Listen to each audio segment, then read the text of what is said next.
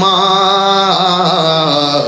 তুমি আমার আগে যেও না গো মরে, আমি কেমন করে দেব মাটি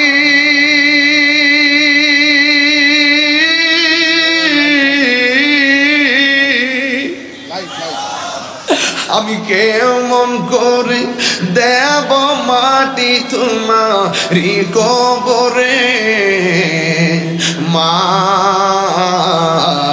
তুমি আমার আগে যেও না গো মরে। আমি যুবকদেরকে দেখে ওয়াজটা করতেছি, আমি যুবকদেরকে সবসময় একটা মেসেজ দেই, জীবনে তাহিরি কথা না, তোর মা বাপরে জীবনে কষ্ট দিস না। তোর মা বাপরে কষ্ট দিয়া তাহিরি সামনে এসে ওয়াজ শুনবা, তোমার মতো শ্রোতা আমার দরকার নাই। বাপরে কষ্ট দিয়া পীরের বাড়িতে যাইয়া গরু নিয়ে যাইয়া খাওয়াইবা, লাউ নিয়ে যাইবা, শৈল মাছ নিয়ে যাইবা, মা বাপরে কষ্ট দিয়া পীরের বাড়িতে যাইয়া গরু নিয়ে যাইবা, তোমার মতন মুরিদ তাহিরি দরকার নাই। ঠিক কি না বলেন? এই জন্য আমার সঙ্গে একটু মহব্বতে বলেন, মাগো তোমার মতো লয় না কেহ আমায় কোলে টানি, মাগো তোমার মতো লয় না কেহ আমায় কোলে টানি, আঁচল দিয়ে মুছে নাকি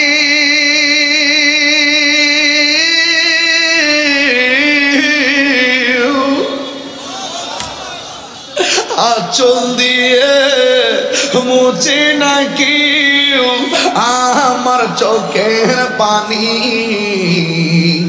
হাইরে মা জননী আমার, হাইরে মা জননী, হাইরে মা জননী আমার, হাইরে মা জননী, আমি কেমন করে দেব মাটি তোমারি কবরে, মা তুমি আমার আগে যেও না গো মরে। পর্দার আড়ালে অনেক মা বোনরা আছে, এরা জানে প্রসবের সময় কত ব্যথা। সন্তান তুমি বুঝো না, মা বাপ যদি মারা যায় ডেলিভারি কেসে আমার আল্লাহ কেমন সম্মান দেয় জানো নি? আমার রাসূল বলেন, এই পৃথিবীতে কোন মা যদি সন্তান ডেলিভারি দিতে যাইয়া মারা যায়, আমার আল্লাহ রাব্বুল আলামিন ওই মাটাকে শহীদের মর্যাদা দিয়ে দিবে। এই জন্য মরে গেলে ঠিকই আল্লাহ সম্মান দিবে, কিন্তু বেঁচে থাকলে সন্তান মাকে সম্মান দেয় না। খবরদার খবরদার, আজকে যাদের মা নাই তারা বাড়িতে কার কাছে মা বলে গায়েব যায়া বলবে দরজাটা খোলো।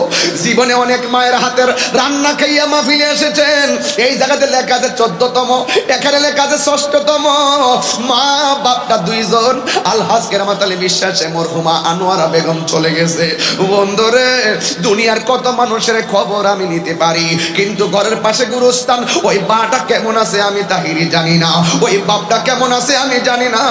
আমার আব্বা কবরে শুয়ে আছে, জ্বর বাদলার পানি পড়ে, বৃষ্টির পানি পড়ে, পোকামাকড় ঢুকতেছে, বন্যার পানি নিচে দিয়া গুরুস্থানে ঢুকতেছে, কিন্তু আমার মার কবরের খবর আমি চাইলেই নিতে পারি না। আমি তাহিরি যখন মাহফিল থেকে বাড়িতে যাই, আমার আব্বা যেই ঘরের রুমে থাকতো, শেষ রাইতে আমার আব্বা দরজাটা খুললা রাখতো, আমার ছেলে তাহিরি আসবে। আমি তখন ঘরে ঢুকতাম, বাবার কপালের মধ্যে আমি আজিজি ভাইরে এইভাবে বাবার কপালে আমি হাত দিতাম। হাত দেওয়ার পরে আব্বা কইতো, আইসো নামাজটা পইরা চাইলা খায়া ঘুমায় থাকো, আবার না তুমি মাহফিলের মধ্যে যাইবা। এখন আমি প্রতিদিন বাড়িতে যাই, কোনো অভিনয় কইরা বলতেছি না রে বাবা, আমার কলজাটা যদি এই হৃদয়টা যদি বুতাম সিস্টেম হইতো, আমি খুললা দেখাই তো আমার আব্বারা আমি কত ভালোবাসি। মনে হাফেজ না এই ছেলেটা, এই যে মাদ্রাসার হুজুর। জিজ্ঞাসা করি যুবক, জীবনে যদি এই ময়দানে যদি আমার কাছে আসে, জীবনে যদি এই ময়দানে, জীবনে যদি এই ময়দানটার মধ্যে হাজার হাজার লোক নিয়ে দাওয়াত দিতে যাও, মা বাপের দোয়া গলার মালা বানাও, আমি তাহিরি দোয়া কইরা যাই, দেখবা আমার আল্লাহ তোমার জন্য জমিনটারে কত বড় কইরা দিছে।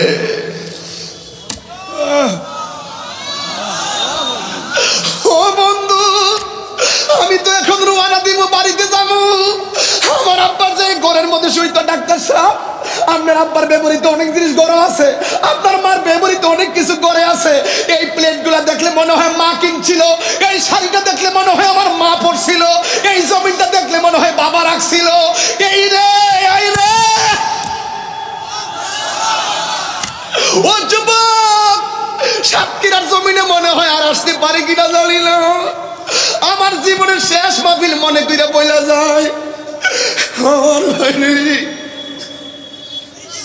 এই দুইটা মানুষের দোয়া থাকলে তুই ওলি হয়ে যাবি। এ যুবক, আমি তোর পায়ে দিরা বইলা যাই, প্রত্যেকটা পোলাপানের চেহারাটা মলিন মলিন হয়ে গেছি। ও বুঝছি তোমরা তোমার আম্মারে ভালোবাসো, আব্বারে ভালোবাসো। আমি বাড়িতে যাইয়া দরজাটা খুললে যখন দেখি খাটের জায়গায় খাট আছে, শামসু ভাই, খাটের জায়গায় খাট আছে, বালিশের জায়গায় বালিশ আছে, দরজার জায়গায় দরজা আছে। ও ওসি ভাই, আপনি ওসি হয়েছেন, হিসাব মিলিয়ে দেখবেন আপনার আম্মা আপনার লেগে কত দোয়া করছে। দরজাটা খুলতে খেয়ে যায় ধোঁকা, বাবা বুঝি বলছে এলে নাকি খোকা। দরজাটা খুলতে খেয়ে যায় ধোঁকা, বাবা বুঝি বলছে এলে নাকি খোকা। বুকের ভেতরটা নড়ে চড়ে ওঠে, বুকের ভেতরটা নড়ে চড়ে ওঠে, চোখ বেয়ে জল নেমে আসে। শুধু বাবা নেয়, শুধু কেরামত আলী বিশ্বাস নেয়, শুধু বাবা নেয়, শুধু মা নেই। জানি ফিরে পাবো না হারানো তিথি, বাবা শুধু শামসুদ্দিন সাহেবের ফেমে বাঁধা স্মৃতি। জানি ফিরে পাবো না হারানো তিথি, বাবা শুধু তাহিরির প্রেমে বাঁধা স্মৃতি। বুকের ভেতরটা নড়ে চড়ে ওঠে, বুকের ভেতরটা নড়ে চড়ে ওঠে, চোখ বেয়ে জল নেমে আসে। শুধু বাবা নেই, শুধু মা নেই, শুধু মা নেই, শুধু মা। এই ছেলেটা আমার কাছে আনতে গেল, ছোট্ট ছেলেটা আমার কাছে চাইতে গাইতে গায়ে। এটা আজিজি সাহেবের ছেলে। এই ছেলেটা একটা গজল গাইছিল। আমরা সময়ের কারণে কইতাম যে গাওয়ার দরকার নাই, মানুষ হুড়াহুড়ি করতে ছেলেকে কইছি, কিন্তু তার ছেলেটা হাজার মানুষের সামনে গজল গাইছে। এই লোকটার তো বড় স্বপ্ন, আমার ছেলেটা যদি এমন আলেম হয়। জীবনের প্রত্যেকটা বাবা সন্তান নিয়ে স্বপ্ন দেখে। ও যুবক,